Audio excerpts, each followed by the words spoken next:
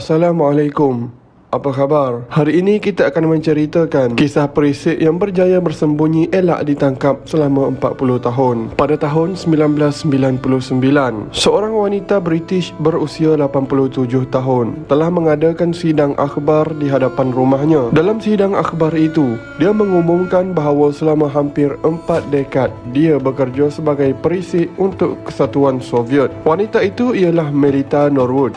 Malah dia adalah perisik Kesatuan Soviet yang paling lama berkhidmat di Britain. Bermula dari Perang Dunia Kedua hinggalah kepada Perang Dingin, dia memberitahu Moskow tentang pelbagai rahsia kerajaan British, seperti rahsia nuklear dari pejabat tempat dia bekerja sebagai setiausaha. Norwood sedia mengaku semua kegiatannya kerana seorang sejarawan Cambridge telah mengetahui rahsianya semasa menulis sebuah buku. Tetapi dia tidak merasa bersalah. Dia memberitahu The Times of London bahawa jika dia dalam situasi yang sama sekali lagi, pasti dia memilih untuk menjadi perisik. Norwood sebenarnya adalah seorang ahli ketua parti komunis yang menyokong percubaan Kesatuan Soviet untuk membawa komunisme ke Eropah Timur. Apa yang menakutkan apabila Amerika Syarikat dan Eropah Barat masing-masing mempunyai senjata nuklear yang membinasakan. Dia memulakan kerjayanya sebagai pengintip pada tahun 1930-an semasa bekerja sebagai setiausaha Persatuan Penyelidikan Logam Non-Ferrous di London. Persatuan itu sebenarnya merupakan sebahagian daripada projek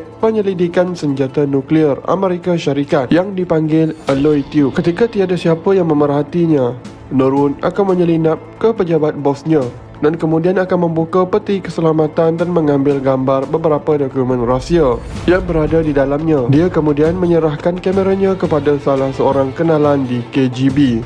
Kenalan itu hanya mengenali Norwood dengan nama kod Hola. Pakar masih lagi membahaskan sebanyak manakah penglibatan Norwood dalam membantu program nuklear Kesatuan Soviet. Norwood terus melakukan pengintipan dan menghantar maklumat rahsia sehingga dia bersara. Pada tahun 1979, dia dan suaminya telah melawat Moskow untuk menerima anugerah Perintah Bendera Merah daripada Kesatuan Soviet. Ketika itu dia hanya menerima anugerah kehormatan sahaja, tetapi menolak ganjaran kewangan. Namun bagaimanakah Norwood dapat bertahan begitu lama? Dia secara tidak sengaja telah dibantu oleh pihak perisikan Britain. Salah seorang perisik wanita M15 dalam perkhidmatan keselamatan British, Mona Mount, sebenarnya telah mengenal pasti bahawa Norwood sebagai suspek pengintip pada tahun 1930-an. Ketika itu Norwood masih awal lagi dalam karier pengintipannya. Akan tetapi, seorang pegawai atasan lelaki kepada Mount menolak maklumat itu kerana dia berfikir wanita tidak mampu menjadi pengintip yang bagus ketika itu. Malah dia telah memecat Mount kerana menyangka wanita itu tidak cekap. Majikan Norwood juga berasa sangsi dengan hubungannya dengan parti komunis, tetapi mereka tidak pernah dapat membuktikan wanita itu salah seorang perisik. Pasukan perisikan British hanya dapat mengesahkan Norwood sebagai seorang perisik pada tahun 1990-an selepas kejatuhan Soviet Union. Ketika itu, salah seorang bekas pegawai KGB yang membelot, Vasily Mitrokhin, telah melarikan diri dan menyerahkan 6 fail maklumat penting mengenai perisikan Soviet kepada United Kingdom. Walaupun menerima maklumat Mitrokhin itu, pegawai-pegawai perisikan British menyimpan maklumat itu kerana menganggap mereka tidak mempunyai bukti yang cukup untuk mendakwa Norwood. Pada tahun 1996, kerajaan Britain memutuskan bahawa maklumat yang diberikan oleh Mitrokhin perlu disediakan kepada orang awam. Mereka menyerahkan maklumat itu kepada salah seorang profesor di Cambridge, Christopher Andrew, untuk menulis sebuah buku mengenainya. Rahsia Norwood akhirnya terdedah pada September 1999 apabila The Times of London mula menerbitkan buku Andrew secara bersiri. Pendedahan itu amat mengejutkan anak perempuan Norwood sendiri,